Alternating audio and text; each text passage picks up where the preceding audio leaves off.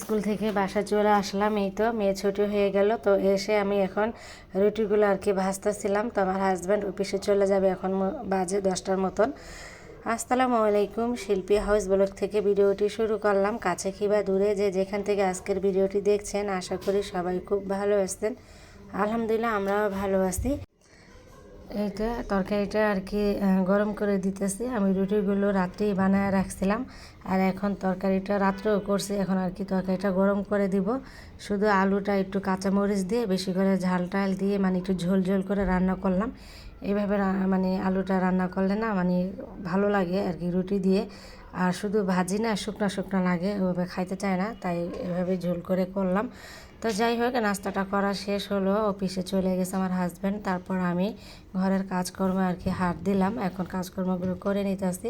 তো এখন আমি এই তো রান্নাঘরে চলে আসলাম চুলাটা মাজার জন্য। চুলাটা অনেক দিন ধরে না মানে একদম ময়লা হয়ে গেছিলো অনেক। এভাবেই মানে রান্না হয়ে গেলে মুছি, তারপর ওই যে এগুলো আর কি স্ট্যান্ডগুলো সরাইয়া মোছা হয় না বাটি বুটি চুলার।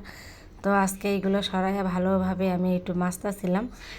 মানে ওই তো ওই যে মানে চুলার উপরে ওই যে চুলায় ভাত মানে বসালে না ভাত উতলে যে পড়ে, তো ডাল টাল উতলে পড়লে আর কি হয়ে যায়, নিচে চলে আসে সরাসরি। তো এই জন্য এগুলো সরাই আমি ভালোভাবে মাছতাছিলাম। তো চুলাটা পরিষ্কার করার পর আমি এই তো ছোট ছোট চিংড়ি মাছ, এত ছোট চিংড়ি মাছ নিয়ে আসতে এগুলো আমি বাছতেছিলাম। আর এই যে চুলার বাটিগুলো সব ধুয়ে টুয়ে এভাবে পানি ঝরার জন্য রেখে দিছি। এখন এইভাবে আর কি তন্নিকে বললাম মানে চুলার উপরে এগুলো দিয়ে দিতে, বাটিগুলো বসিয়ে তন্নি আবার আর কি দিতেছিল। আর আমি এখানে মাছগুলো বাছতেছি, অনেক ছোট ছোট চিংড়ি মাছ, এগুলো বাছতে অনেক সময় লাগে। আজকে এগুলো সবই বাছবো, তারপর আর কি রান্নাটা বসায় দিব। আর ওই যে বড় চিংড়ি মাছও আছে অল্প কিছু, তো এগুলো দিয়ে আমি এই যে আর কি 2 রকমের চিংড়ি মাছ, ছোট বড় সব মিলিয়ে আজকে রান্নাটা করে ফেলবো।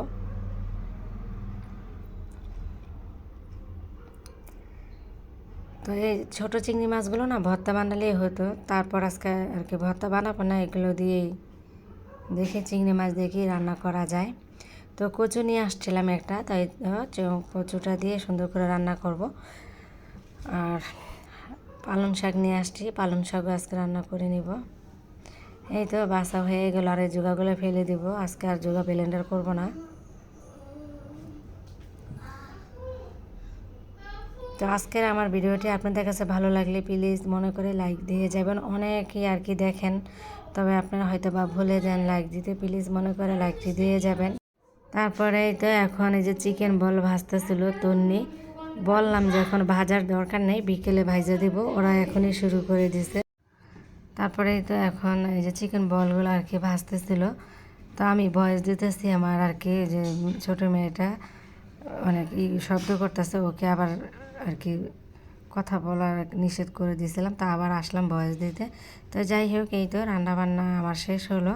কচু দিয়ে চিংড়ি মাছ দিয়ে রান্না করলাম, আর হচ্ছে পালং শাক চিংড়ি মাছ দিয়ে ঝোল ঝোল করে রান্না করছি। তো রান্নাবান্না প্রায় শেষ। তো এখন এইটা আবার এই যে আমার মেয়ে আজকে আবার একটু ভর্তা বানাবে, বোম্বা মরিচ দিয়ে কাঁচা ধনিয়া পাতা আর রসুন টসুন আর কী কী যেন দিয়ে ভর্তা বানিয়ে নিতে আসে, আর একটু লেবু নিছে। তো ভর্তা কিন্তু বানানো হয়ে গেছে। এখন এই যে পাটা মরিচে ভাত খাইতেছিল, আমাকেও দিয়েছে, তবে আর কি অতটা ঝাল হয় নাই, তারপরে এই জন্য বোম্বা মরিচ দিয়ে দিছে। তা বোম্বা মরিচের ঘ্রাণটাও ভালোই লাগে, মরিচগুলো না ঝাল নাই, তাই আর কি মেয়ে বলতেছে আমি ওটা বোম্বা মরিচ দিয়ে আর কি ভর্তাটা বানাই। আমার মেয়েটা অনেক ঝাল পছন্দ করে, তো ঝাল খায়। তো আমাকে বলছিল ভর্তা বানায় দাও, আমি আর কি বানাই নি, ওই এখন আর কি বানাতে চলে আসলো। তো এই তো পাটা মশে খাইতেছে আর বলতেছে আমার অনেক মজা হয়েছে, তুমি এক নালা খাইয়ে দেখো। তো আমাকেও দিল।